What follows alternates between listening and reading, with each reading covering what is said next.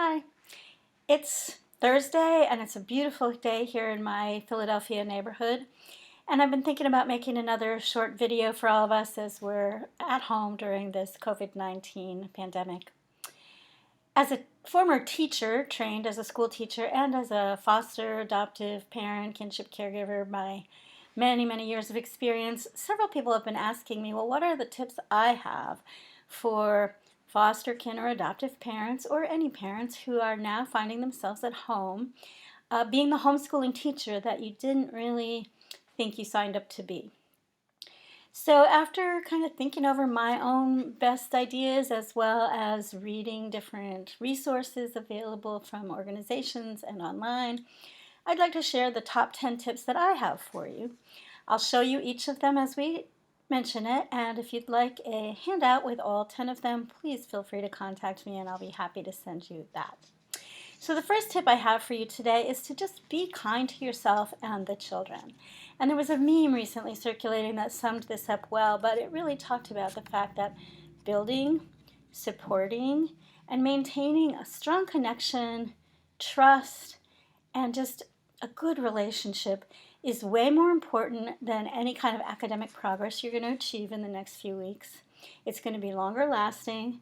It's going to help mitigate any fears, anxiety, or trauma as a result of this pandemic.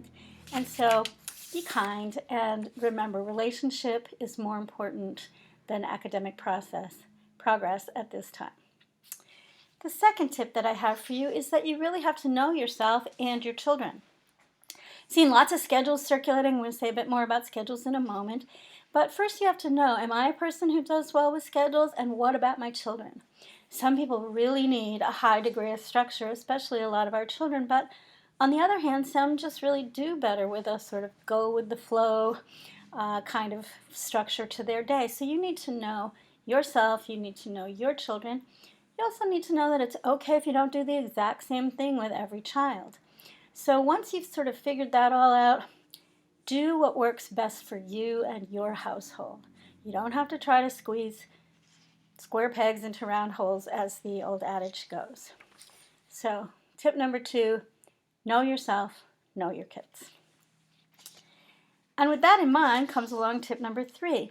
Even though I said don't be rigid and know yourself whether a schedule works well for you or not, I do advise having at least an outline, a framework of a schedule. So have at least a general schedule. It gives you some guidance. It gives you a general sense of what you're going to do each day, but just don't be wedded to it.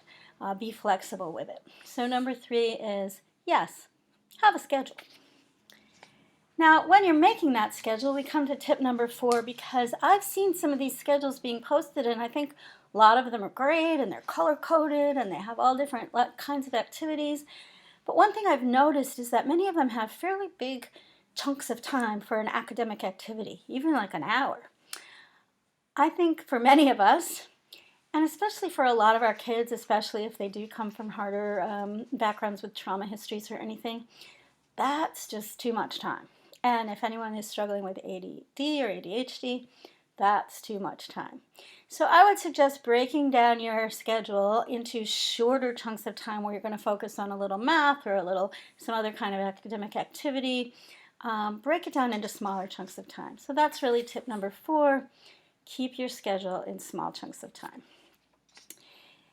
Like a schedule, it's also good to have some way of organizing stuff, and if at all possible, have a designated area where you can leave works in progress going. You can kind of step away and return back to them, where your materials and supplies can be there and can be organized.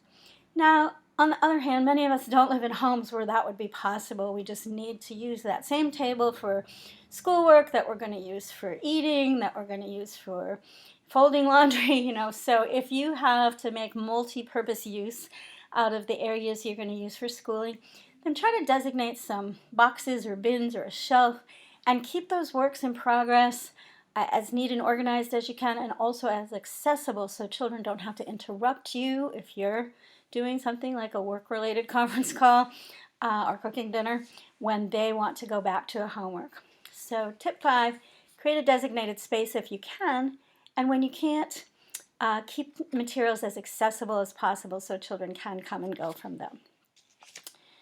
Now, I mentioned something about those conference calls. One of the challenges is it's not just that the kids are at home.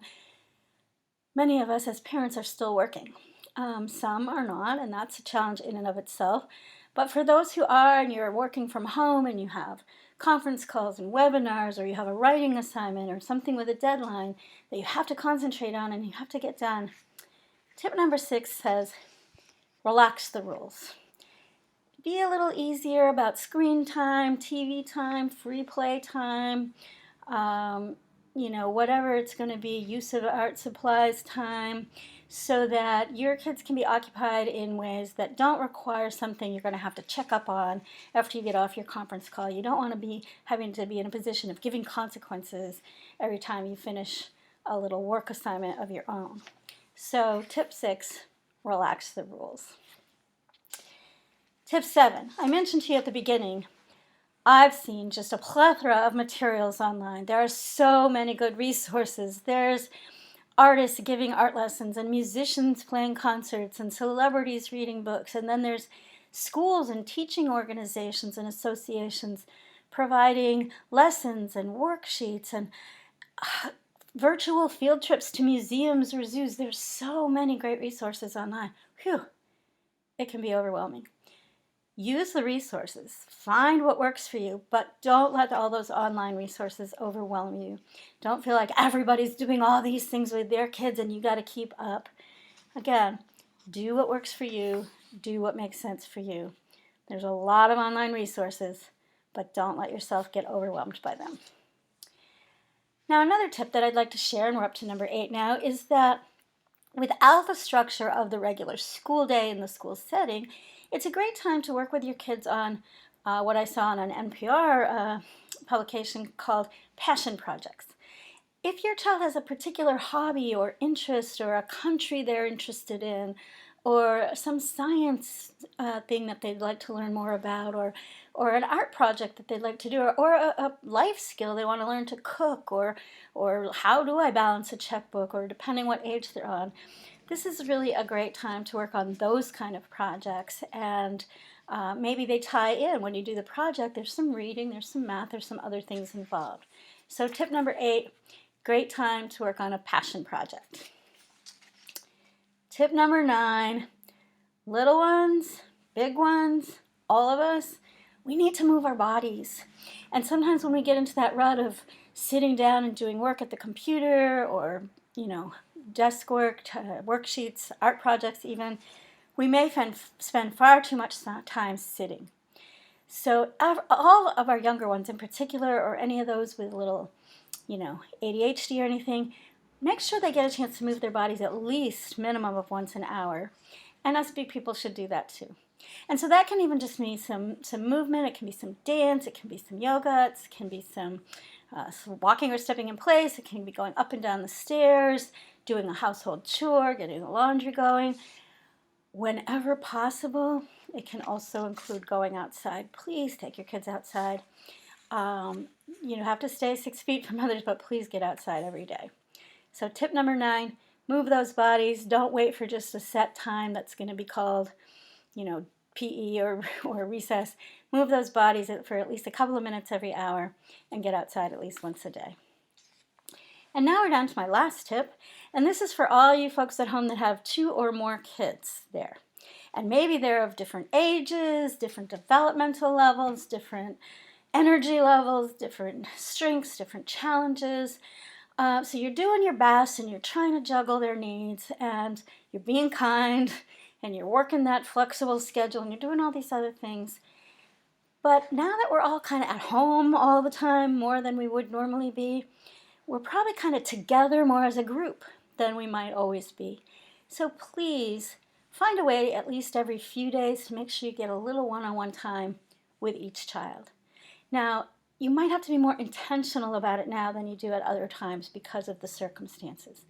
And it could just be that you let one child each day stay up an extra half hour so you get a little time in the evening. Or you get one child up a little earlier and have your morning coffee together. Maybe it's just one child and you take a walk at a certain time during the day while the others are occupied with something else. But if you have more than one child at home, please make sure that you carve out a little one-on-one time for each child, Not necessarily every single day, you might not be able to do that, but at least every few days. So there you have it. Those are my 10 tips to help foster kin and adoptive families as you're dealing with this whole new world of schooling at home. I'd love to hear your tips and suggestions, and thanks for listening.